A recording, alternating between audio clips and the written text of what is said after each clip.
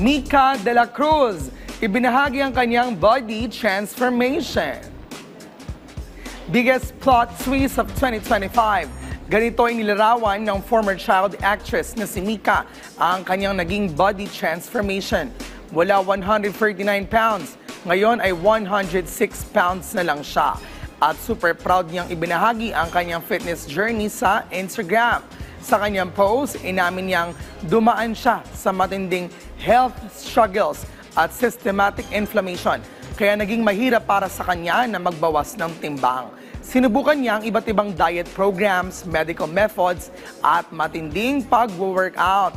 Bukod pa rito, nakaranas din siya ng body shaming.